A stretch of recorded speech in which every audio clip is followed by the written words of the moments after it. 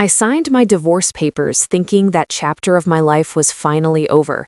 But 2 weeks later, I found out I was pregnant, and I made a decision that no one saw coming.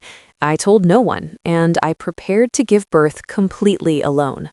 Welcome to Betty's Magical Stories, where real-life moments unfold like unforgettable fairy tales, full of heartbreak, hope, and unexpected strength. Sit back, because every story here has a little magic in it. After the divorce was finalized, the courthouse doors closed behind me with a heavy, echoing thud that felt like the end of something much bigger than a marriage. It felt like the end of the life I thought I was supposed to have. I remember standing on those courthouse steps, papers in my hand, trying to breathe normally while everything inside me felt like it was collapsing. What I didn't know yet, or maybe what I wasn't ready to admit, was that my story wasn't ending that day. It was just beginning.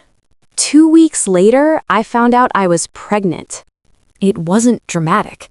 There was no cinematic music, no slow-motion realization.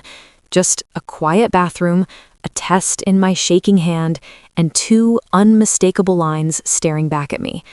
I sat on the cold tile floor for what felt like hours. My first thought wasn't joy or excitement, it was disbelief, then fear, then a wave of complicated emotions I still struggle to put into words. The divorce had been messy. Not explosive, not violent, but draining. Years of emotional distance, arguments that never truly resolved, promises that slowly dissolved into silence. By the end, we were strangers sharing a house. When we finally signed the papers, I believed it was the cleanest break possible. But life doesn't always honor clean breaks. I stared at that pregnancy test and thought about everything people would say. You should have known. Why didn't you tell him? Was this planned? Are you trying to trap him? The judgments formed in my mind before anyone even spoke them. And that's when I made a decision that would define the next 9 months of my life. I told no one. Not my parents, not my friends, not even my ex-husband. At first, I told myself I just needed time to process it. I needed space to think. But as days turned into weeks, my silence solidified it into a plan. I convinced myself it would be easier this way. No opinions, no arguments, no pressure to reconcile, no courtroom revisits, no debates about custody before the baby even took its first breath.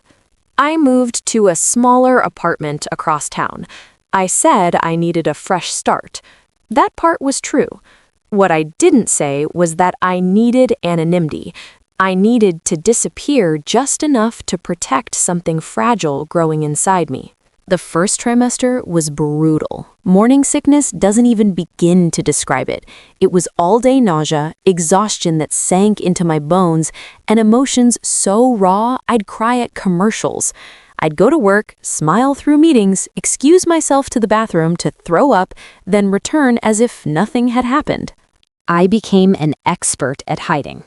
Loose sweaters, strategic layering, avoiding social gatherings where someone might comment on why I wasn't drinking. I blamed stress from the divorce. No one questioned it. Divorce is a socially acceptable reason to look exhausted. At night, though, when the world was quiet, I'd lie in bed with my hand over my stomach and whisper, "I'm here." It felt surreal, a secret heartbeat beneath my own. The first ultrasound changed everything. I went alone. I told the receptionist I didn't need anyone in the room with me. When the technician turned the screen slightly and said, "There's the heartbeat," I stopped breathing. That sound, fast, steady, alive, cut through every fear I had. In that moment, it stopped being a scandal, a complication, a consequence. It became my child. I wish I could say from that point on I was fearless. I wasn't. I worried constantly about money, about doing this alone, about what would happen when people eventually found out, about whether I was being selfish by keeping the pregnancy from my ex. There were nights I drafted messages to him. "You're going to be a father." I type it, stare at it, delete it. Our divorce had taken everything out of me. The emotional negotiations, the back and forth, the way every conversation somehow turned into blame. I couldn't imagine re-entering that dynamic while pregnant and vulnerable. I couldn't imagine fighting over something so small and yet so huge at the same time. So I stayed silent. By the second trimester, I started to show. Not dramatically, but enough that I had to be more careful. I shifted to remote work, claiming I needed time to recalibrate after the divorce. My manager, sympathetic and unaware, approved it without question. My world became smaller. Grocery store, doctor's office, apartment. Repeat. Loneliness crept in slowly. It wasn't loud, it was quiet and heavy. I'd see families at the park from my car and feel an ache I couldn't explain. I'd scroll through social media and see pregnancy announcements wrapped in joy and balloons and coordinated outfits. Mine was wrapped in silence. But within that silence, something unexpected happened. I grew stronger. There's something transformative about carrying a life inside you when the outside world feels uncertain. Every kick reminded me that I wasn't alone, even when I physically was. Every appointment I attended solo became proof that I could handle this. I began preparing in small, deliberate ways. I set up a crib in the corner of my bedroom. I folded tiny onesies with trembling hands. I read parenting books late into the night. I watched birthing videos that terrified and empowered me at the same time. I created a birth plan with only one name listed under emergency contact, mine. As the due date approached, reality set in. Giving birth alone wasn't a poetic concept. It was a logistical challenge. Who would drive me to the hospital? Who would advocate for me if something went wrong? I registered at a hospital known for supportive nursing staff. I pre-packed my bag weeks in advance. I mapped the fastest routes there. I downloaded a contraction timing app. I rehearsed calling a taxi if needed. I told myself, women have done this for centuries. Strength runs in our DNA.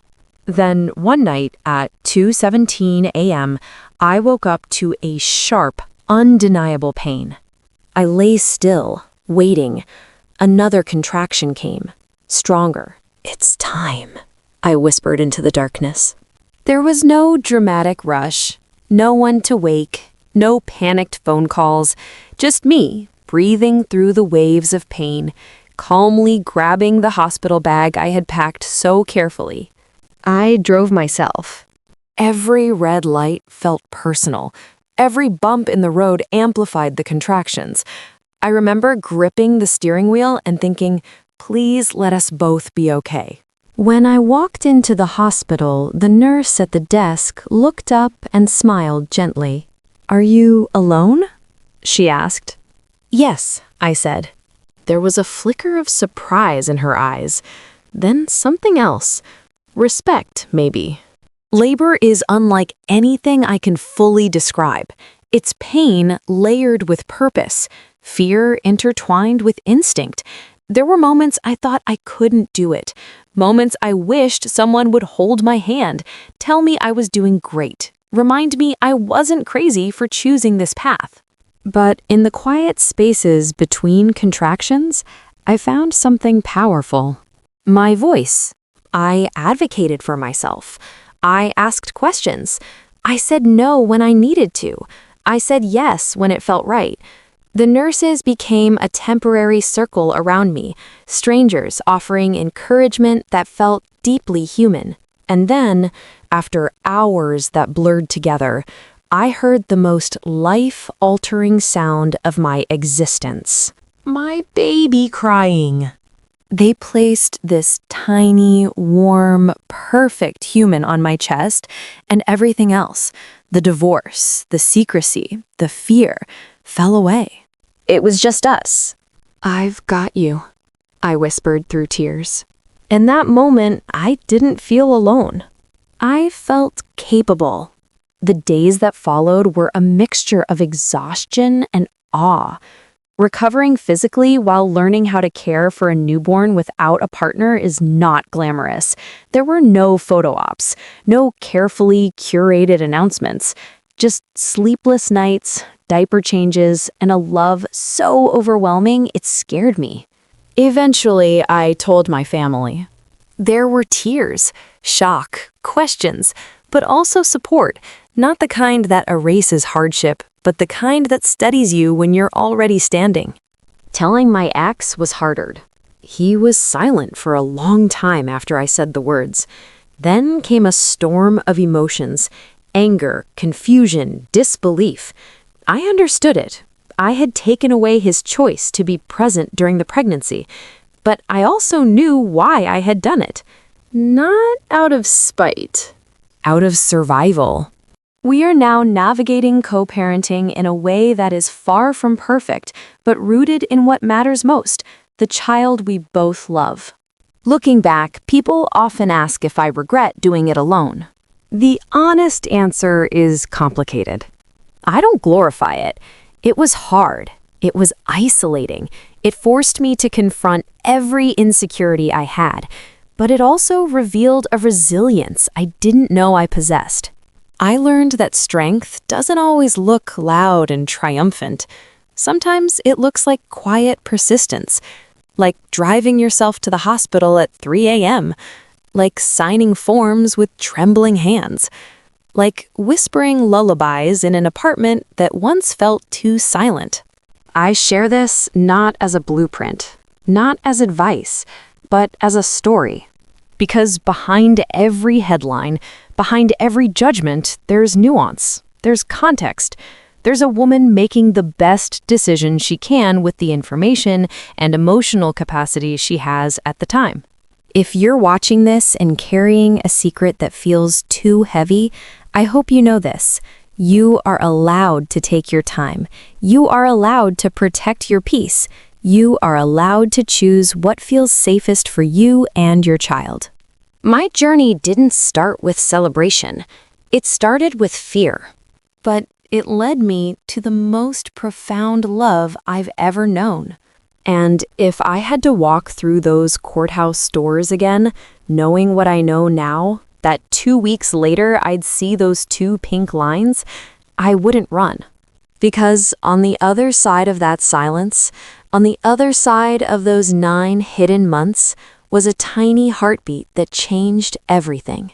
And I would do it all again for that sound. Thank you for being part of Betty's Magical Stories. If this story touched your heart, don't forget to like, subscribe, and let the magic continue in the next one.